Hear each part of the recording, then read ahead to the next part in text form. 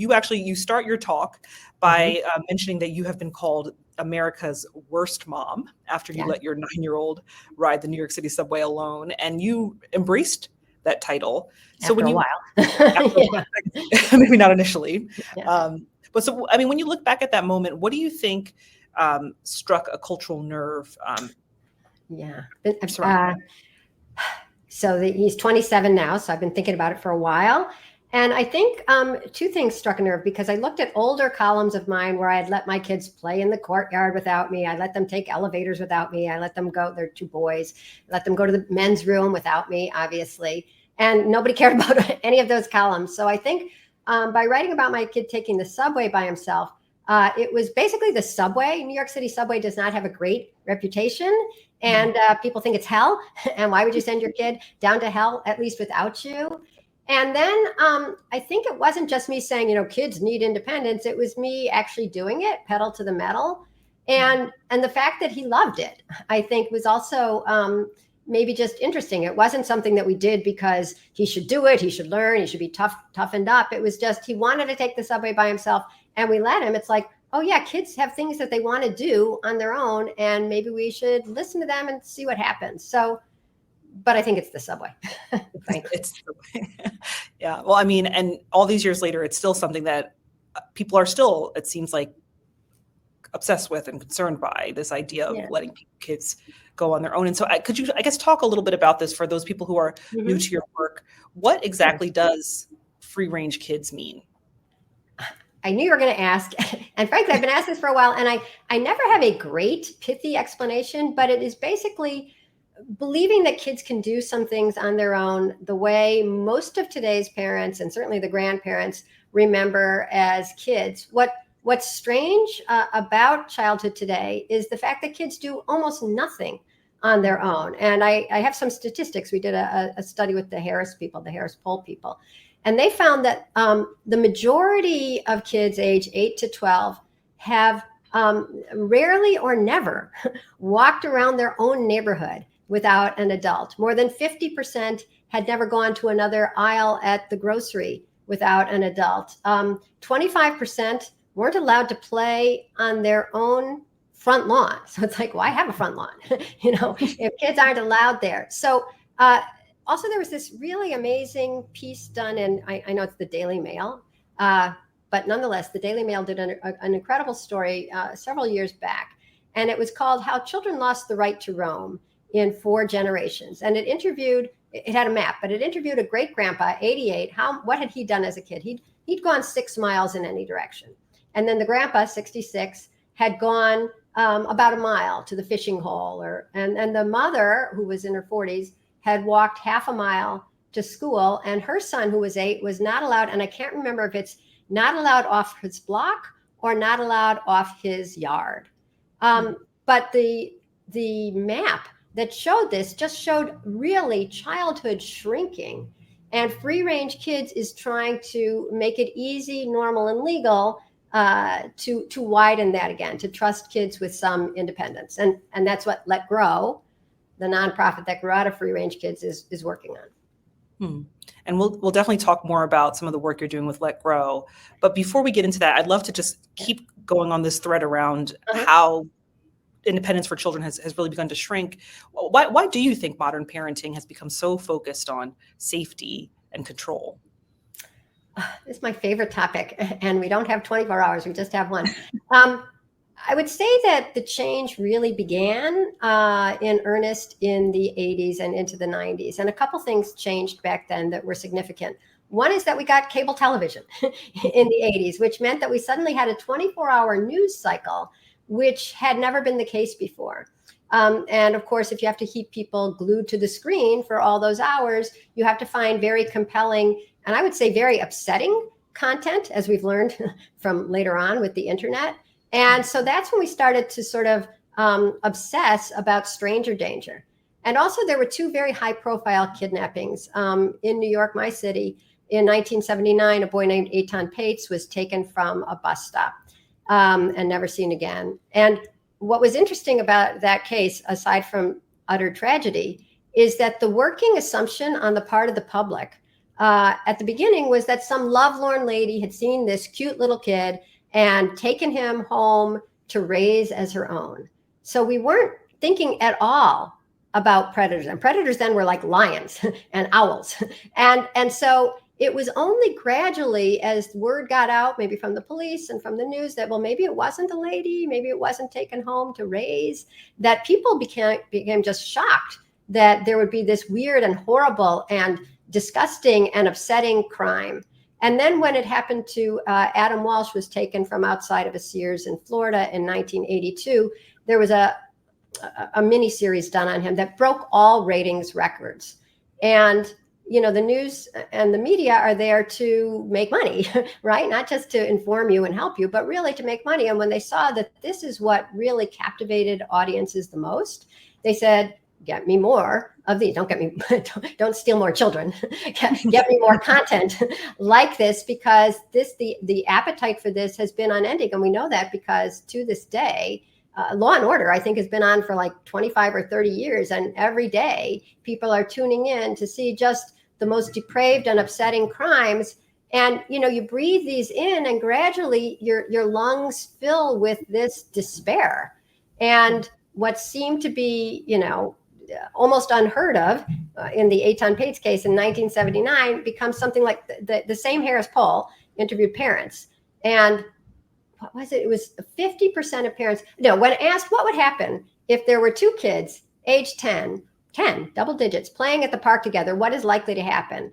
And 50% of the parents said they were likely to be kidnapped. That's wildly out of whack with reality, thank God. But that's the result of this constant drumbeat of terror and despair that we are marinating in thanks to the media.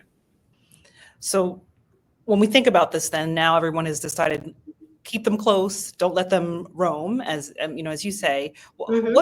What are some of the hidden costs of overprotective parenting for both parents and kids? Well, let's talk about kids first. And I feel bad because my TED Talk was really funny and now we're getting really somber. But the sad thing for kids is that they are sad. They are getting anxious and depressed, and we all know this. But people think it's since COVID or since phones or whatever, since No Child Left Behind. It's really been decades in the making. One of my Let Grow co-founders is a man named Peter Gray.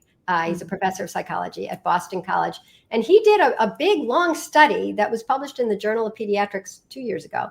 And it showed that over the decades, like from the 50s to now, as kids' independence, ability to roam, problem solve, play on their own has gone down, their anxiety and depression have been going up. And he argues that it's not just correlation, it's causation. And you can sort of understand that, because if you were in a job and you were micromanaged all the time and somebody was saying, Whitney, why don't you try it this way? Whitney, that's good, but maybe you want to think about this. Whitney, will you have this to me by 5:02 today?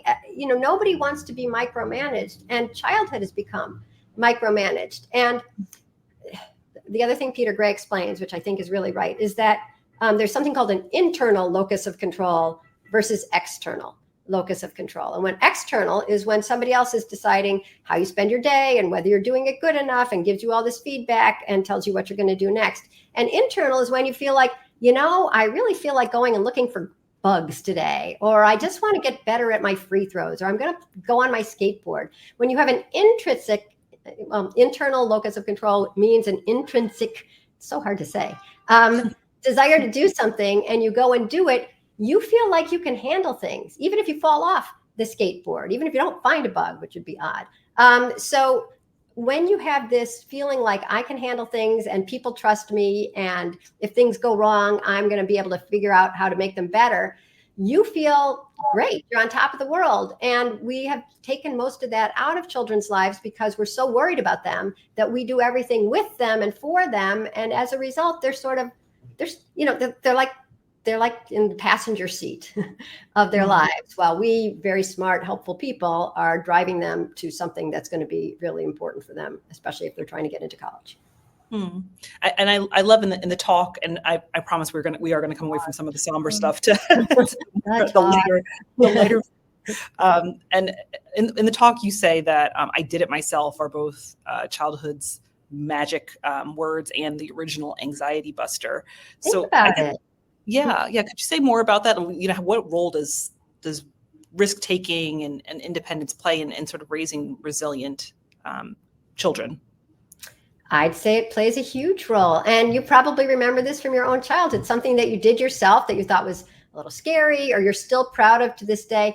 Sometimes I ask people, what did you do as a kid that went really wrong? And I'll just tell you one quick story, which is I was at an education conference of some sort. And one of the ladies told me that when she was a kid, she and her friends were riding their bikes down this, I'm sure it seemed like an incredible mountain. It was probably just a little hill, but it was covered with pine needles. And when she went down, it was really slick and fast. And so she's going down and she's holding on to the handle brakes and she goes like this to brake because she's at the bottom and the handlebars came off the bike. So suddenly it's like a cartoon.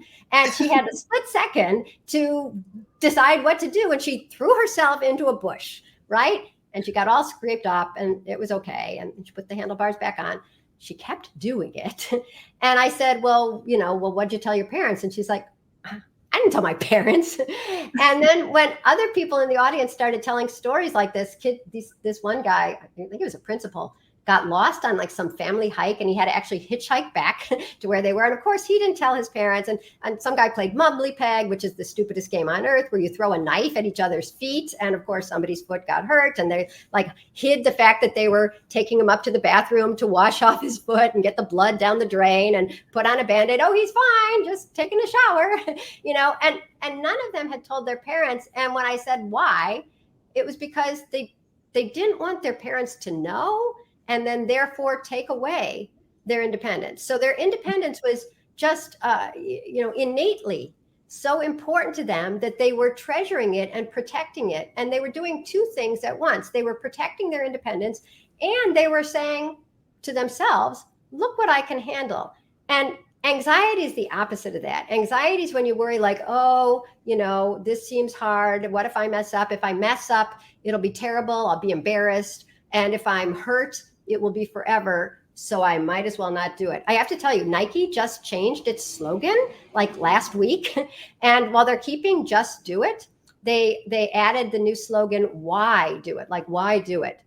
And it's a recognition that kids are so afraid of messing up because they're watched all the time. So there's high stakes. You're always being judged. You're always being protected.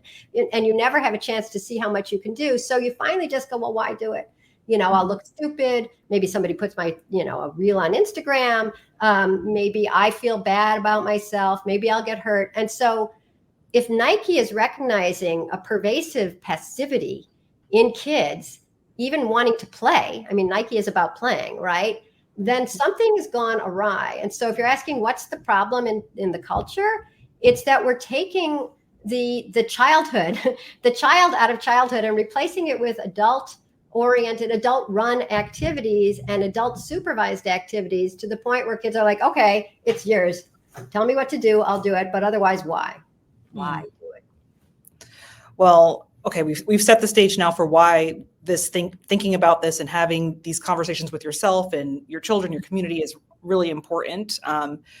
And our member audience is so eager to hear you share more about how we actually do this. So I'm going to integrate in some questions that we're getting from the members. But before we get there, if you could just, start us off with your simple, small steps for how people can practically begin to give their kids more freedom without feeling reckless.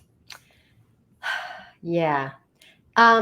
First of all, it's not reckless to give your kids some freedom. I would argue that it's reckless not to give them some freedom for the reasons we've already discussed. But I recognize that it is hard in a culture that says like, there are schools that won't let the kids get off the bus at the end of the day unless a parent is there to walk them home. And it could be 2 blocks. It could be 2 houses. I was actually giving a talk I have no idea where I was.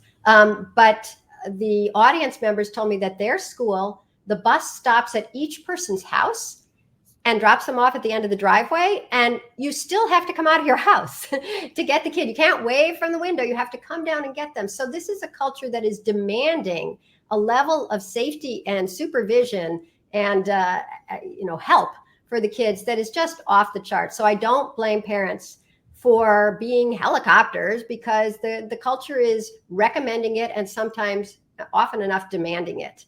And so, Skechers shoes for kids, they now have a hole in underneath the insole where you can put a tracking device. I mean, that's how normalized constant supervision has become. But the way to fight it is the easiest way to change anything is collectively. If we're all afraid to send our kids outside, what are the other parents going to think? Is it too tough? Is it too soon? Is my kid too spacey? Is to have everybody doing it at once. And so that's why Let Grow, the nonprofit that grew out of Free Range Kids, recommends that schools give kids a homework assignment called the Let Grow experience. It's free, where every kid gets the homework that says, go home and do something new on your own with your parents' permission, but without your parents. And then we give a list of giant, you can climb a tree, you can make pancakes, you can walk to the store, whatever it is. But if everybody is doing it, all the third graders are, getting themselves to their guitar lessons or picking up the milk for dinner, you're not the crazy mom letting them do it. And all the kids are talking to each other and all the parents are talking to each other, and you've re-normalized letting go. But letting go is not just good because, okay, they're getting a little independence. Maybe they're less anxious. Letting go is really important because it rewires you, the parent. Because when you see your kid come back from that errand and they got the milk, or I was just talking to a lady today. Who was I talking to right before you? I'm losing my mind. But, she let her kid go into the grocery and get the things for dinner. And he was 6. He came out with only cookies, right? And I was like, I agree with that. I think that makes a great dinner. But she was a little disappointed, but also so proud because he'd gone in and he came out and he said, I think I got the exact change, didn't I? And then they're looking over the change. And you, the parent, it's like the Grinch. Your heart grows 3 sizes when you see your kid do something on their own. And that's the only solution. You almost have to let your kid go a little before you're totally ready, because you will be ready when they come home, and they will come home. And if they screwed up, that's okay too, because then you realize like, it's okay. He got a little lost, or he only bought the cookies, and that's okay too. And you just have to realize that this level of supervision and hypervigilance is new and unnecessary. And it's not only a burden to a kid, it's a burden to you, because it has made your job as a parent watching every single second. You can't send them to get the bananas. That's too much to ask of any parent. The birth rates are going down. And I think maybe one unspoken reason, maybe even a subconscious reason, is that it's becoming such a drag. You have zero time. Parents today are spending way more time with their kids than our parents spent with us, because they think they have to be there to knit every synapse and to watch every play date and to eat every piece of pizza at every party. But one thing you touched on just now as well is this idea of getting other people involved. Yeah. You talk about with Let Grow, how you have this assignment for schools where they can encourage children to be more independent. Yeah.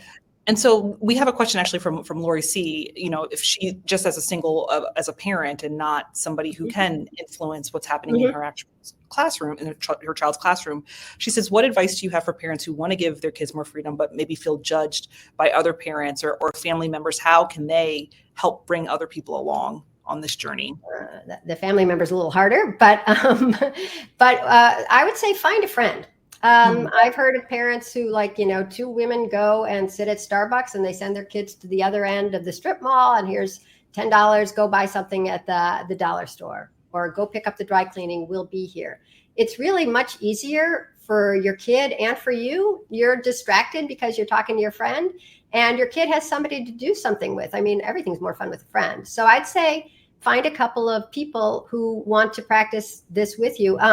All the stuff at Let Grow is free. So it's Let Grow. I'm just going to say that we have the 4 weeks to a Let Grow kid kit. And it's like the first week is like have kids start doing stuff for themselves that you've been doing for them, whether that's tying their shoes or getting them out the door, or let them bake cookies and they take them out of the oven themselves. Imagine that. And then the next week is getting around the neighborhood. And then there's do something with a friend. And I have no idea what the 4th week is, but you'll find it out. And another thing that somebody once recommended to me, there's 2 cool things.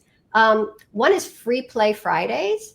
And I actually just heard of a kid who organized a Free Play Friday in his neighborhood. He went around and he put postcards in everybody's mailbox. And it said, Friday afternoon, like at 3 o'clock, 3 to 6 or 3 to 5, how about all the kids, no grown-ups, don't come grown-ups, meet at Locust Park or whatever, and we'll just see what happens. We'll just play. And he didn't know if anybody was going to come. And I wish I could remember where he was.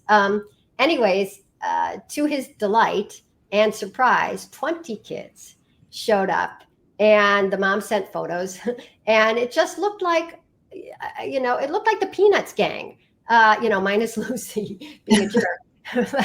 but it was just kids in the park. Some of them were playing with a ball, and some of them were doing whatever. And it's just so great. I mean, it fills your heart as much as it's fulfilling for kids. So that's one idea, free play Fridays. Just, use a listserv, use Nextdoor, use Facebook, and say, how about we all send our kids to the park on Fridays? And Fridays, because it leads into the weekend, and maybe they'll do it again on their own for the rest of the weekend.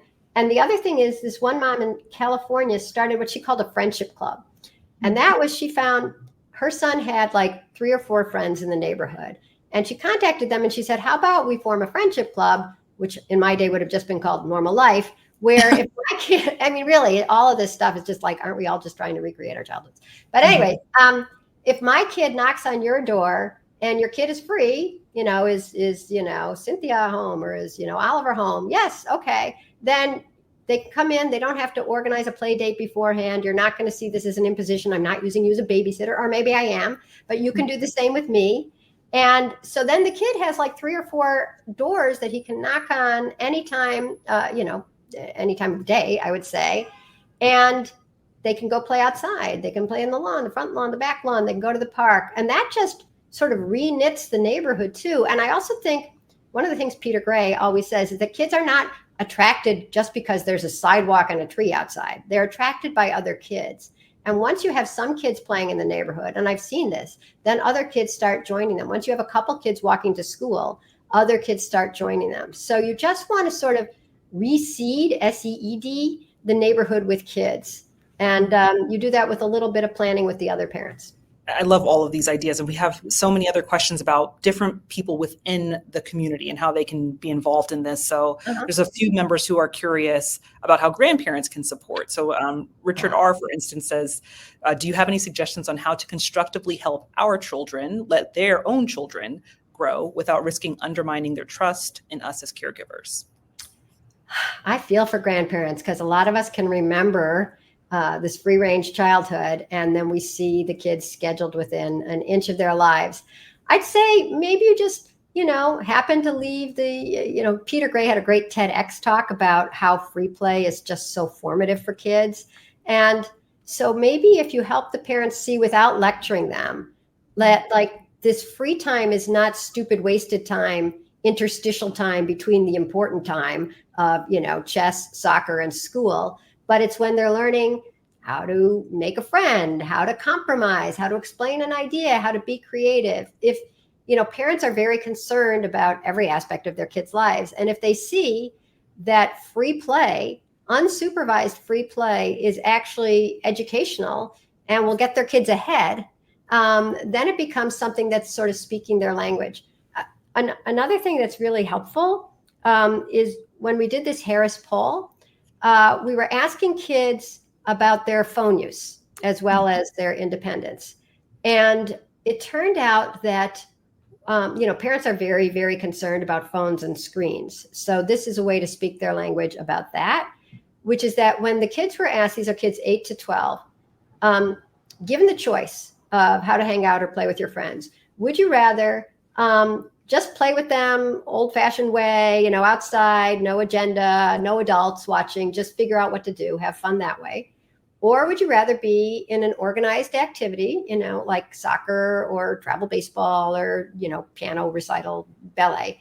Or would you rather be online with them, playing games, or just socializing or scrolling, together? What would you prefer to do? And the vast majority, the overwhelming majority, was free play. They just want to be with their friends. And then second choice was the organized activity. And third choice, the distant third, was being online. So I know we all complain like kids are glued to their screens. That's all they want to do. Once they get it, it's like heroin.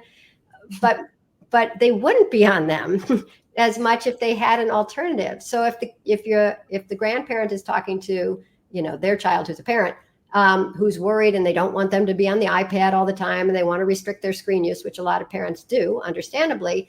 The phrase that we use, Jonathan Haidt is one of the other co-founders with me of Let Grow, and he also wrote The Anxious Generation.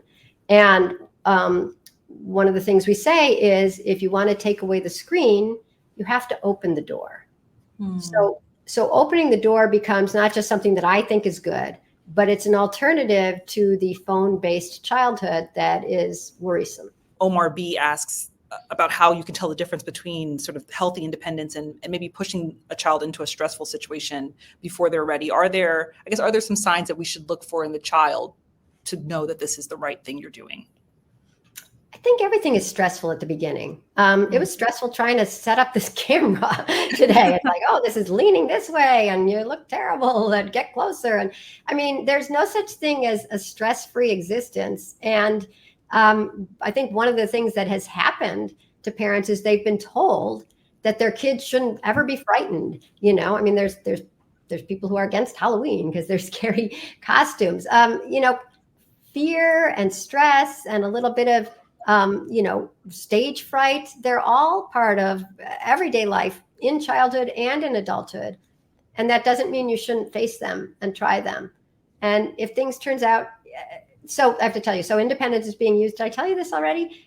There's independence therapy is a new thing, which is giving kids, as you might think, some independence to do new things if they have a diagnosis of anxiety. A professor named Camilo Ortiz at Long Island University did a pilot study where he had 4 families, and he talked to each of the sets of parents first and found out what was bothering them most about their kids' behavior. And one of them was they had a 9-year-old who wouldn't go upstairs or downstairs in his own house without a parent. And I thought that was the only family I'd ever heard of like that. And I've heard of other families since then. Anyways, when the next week comes for therapy, the kid comes with the parents. And Camilo normally would do cognitive behavioral therapy. I hear you're afraid to go upstairs. How about tonight you go up for 5 minutes? I'll give you a watch, you'll time it, and then you'll see if it was bad or good. And then we'll try it maybe 7 minutes the next week. He doesn't mention anything about the kid's deficit or the parent's worry. Instead, he says, you're 9. I'll bet there's some things you're ready to do that you haven't tried yet. And then the kid says, are you kidding? I want to take the Long Island Railroad. I want to walk home by myself. And this particular kid who wanted to walk home by himself, his mom was so worried, she took the day off work on the first day he was walking home. Anyways, and then it got more and more normal. But one of the kids wanted to take a city bus, and she was afraid to sleep in her own bed, but she was willing to take the city bus. That was something exciting for her. And when she was on the bus, her phone stopped working. And she was like, oh no, where do I get off? I don't know what I'm supposed to do. And she was like very frantic. And the lady sitting next to her saw, like, is there something the matter? Can I help? And she said, yes, I don't know where I'm supposed to get off. And the lady said, well, my phone works. Oh, you missed your stop. You have to get off the next one. You got to walk back a few blocks. And the girl said, thank you. And she did. And that night she slept in her own bed, which sounds like it's too pat and perfect to be real, but it really happened. And my whole point is that psychologists believe, A, that independence is important, but B, messing up is great. When something goes wrong, that's when you realize, like, oh, I can handle this, or that wasn't the end of the world. And that is very freeing. I think that's the whole Nike idea too. Why do it? You might mess up. It's like, that's okay. That's part of the process. And once you realize that it's not doom, it's just a hiccup, then you are way more free. You learn by doing, by experiencing things. Yeah. I'd love to broaden this out a little more. So we definitely understand the benefits that you think exist for children and for parents to do this, and others in schools and that sort of thing. But what's in it for everyone else? What is the benefit for the wider community, for people without children, by allowing children to have more freedom? I'm going to give you 2 different examples. One is the workplace. Eventually these children go off to work, and I can't be the only one who's hearing the stories about young people at work being very, I'd say, conscientious but waiting for instructions. They've had so much instruction all the time that I've heard in schools, the kids wait to fill out their name on a piece of paper. It's like, do I put my name on the left or the right? I've heard of schools where they say that a kid's, I hate like pencil drops to the ground and they wait to be either for the teacher to come and pick it up or for them to be allowed to pick it up. They're so used to being programmed that they've sort of lost this go get 'em spirit. And that's what we're hearing about at work too. You have good workers, but you don't have the entrepreneurs. You don't have this amazing American spirit of like, let me try this, or this sounds crazy, but. So in the workplace, you want kids who have grown up, tinkering and trying things. When NASA had its generation of, boomers retire, and they had these new kids coming in, they were great on computers and great at, problem sets. But if there was ever an Apollo 13, they didn't know what to do when things went off script. So you want people who are growing up a little more scrappy, a little more self-sufficient. And what else was I going to tell you? I guess it's just that, God, what was I going to tell you? Who is benefiting from this besides? One thing that's obvious is that when you do have kids back out in the neighborhood, I don't care if you have kids or not. I mean, my kids are old, but it's pretty sweet. You see them out there, you hear some laughter, you hear some spats. It's just a neighborhood that comes back to life. And that's a lot more friendly and heartwarming than a neighborhood just completely tumbleweeds up and down the block because the kids are driven and then they're pulled into the garage and then they insert themselves into the house and it's time for the reading log. So if only for, just the joy of having a very vibrant culture as opposed to a very locked down culture. And for the parents who are just so bored driving their kids everywhere. You actually have influenced policy around giving kids freedom through Let Grow. In your talk, you mentioned a new law, the Reasonable Childhood Independence Law, that makes it legal for parents to let their kids go places alone. What more do you think we need from government and from our communities to make this cultural shift happen? Oh my, so the laws are great. And when I gave the talk, I think we had 8 states had passed the Reasonable Childhood Independence Law, which says that neglect is when you put your kid in obvious and serious danger, not anytime you take your eyes off them. And it's great for the free range parents who want their kids to, be wandering around and on their bikes like Stranger Things. But it's also great for parents living in poverty. If a mom is working 2 jobs and her kid comes home with the old-fashioned latchkey, that's not because she's a neglectful mom. It's because she's a mom who realizes, like, look, my 8-year-old can get herself a glass of milk or almond milk now, I guess, and I can save on a babysitter. So that shouldn't be considered neglect either. So since the talk, the law has been passed in 3 more states: Georgia, Florida, and Missouri. And now it's being considered in 8 more states. And maybe someday there will be federal legislation that says the same thing, which is that, we don't want, the laws right now say, if you see something, say something. And too many people don't know, like, what am I supposed to say and see? And it's like, they see a kid outside. Sometimes they'll call 911 because they're just so unused to seeing kids outside again. So if the 911 operator can say, is the kid okay? Yeah, they're fine. They're playing in the park or whatever. That should be the end of things. It should not go from there to any kind of investigation. So that's a great law, and hopefully it will be passed in all 50 states pretty darn soon. But more generally, I think we have to do this grace thing where we see kids outside and we don't think, like, where's the mom? And we don't think, somebody once wrote and said, well, so if your child is on a skateboard and they fall down in front of my house, I have to help them? And it's like, yeah. You do. If you see them, if you have a Band-Aid, if you have a phone, you do have to help them. And I don't think of that as babysitting. I don't think of that as like some horrible mom who thrust her entire responsibility on you. I think of that as being part of a community. You're at the park, a kid needs a Band-Aid, you give them a Band-Aid, not because it's an imposition, but because it's nice. You're nice, and it's nice to be nice to a kid. You hope that somebody's nice to your kid or to you when you're older and you fall down. And so I think just giving everybody the benefit of the doubt, as opposed to thinking the worst about them, that, any guy at the park is a predator. Any kid at the park alone is, somebody who's neglected by a terrible parent. Like, just giving people the benefit of the doubt is just a great way to live. It makes your life more fun. It makes you see the world in a better way. And it actually, weirdly enough, there was a study done of people who tell their kids, the world's a dog eat dog place and don't be a patsy and everybody's going to try to take advantage of you, versus, most people are decent and you can trust and default to trust. And somehow they studied these two different groups of kids for years, like into their middle age. And they found that the parents who raised the kids saying like, everybody's bad, beware, don't let your guard down, were doing it out of love. They thought that they were protecting their kids. But in fact, those kids in middle age had worse relationships, worse health, and less professional success.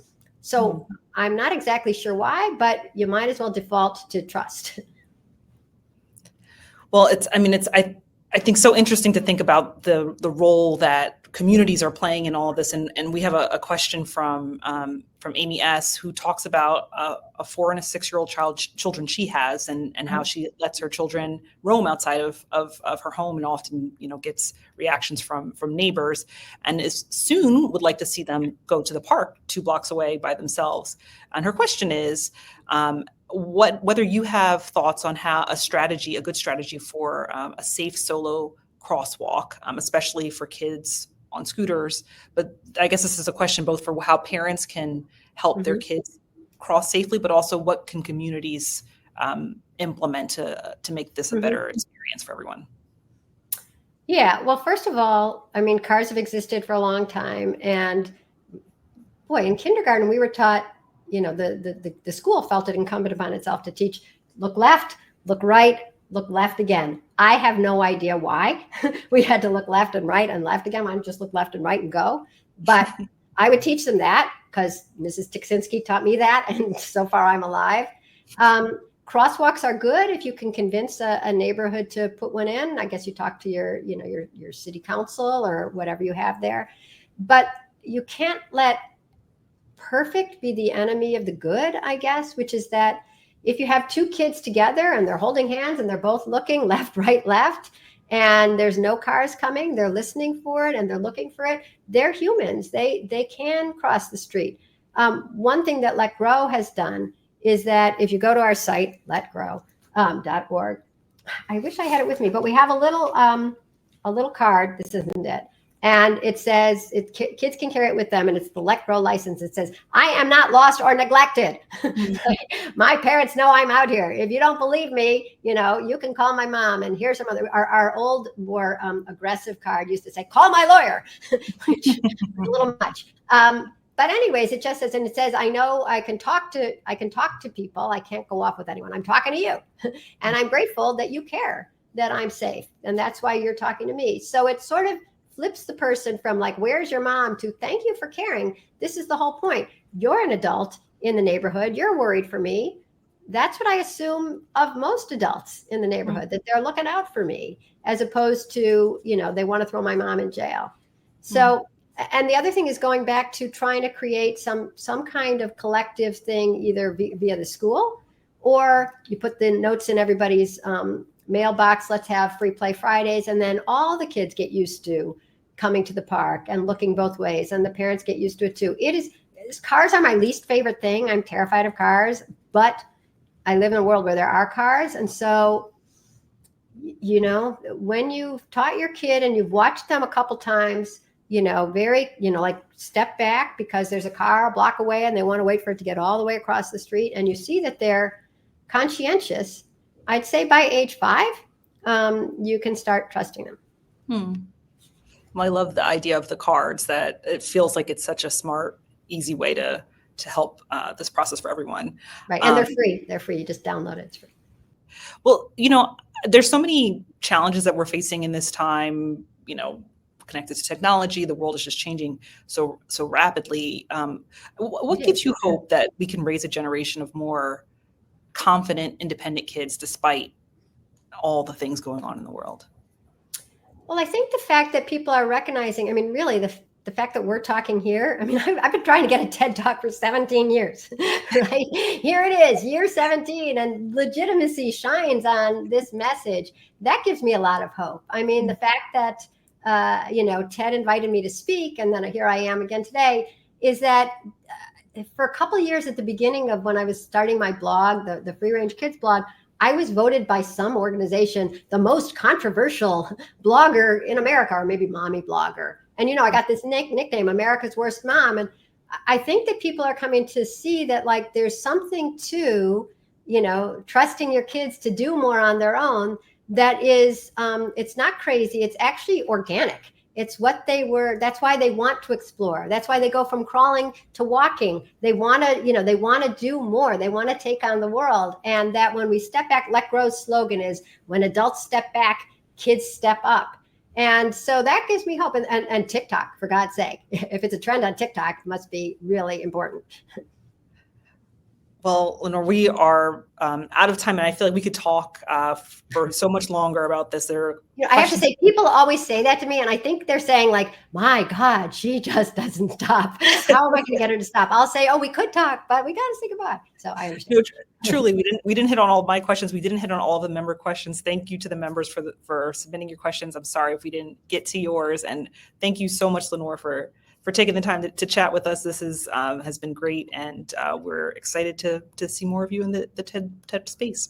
Oh my God, I'm excited too. And thank you, Whitney, and thank you, Ted.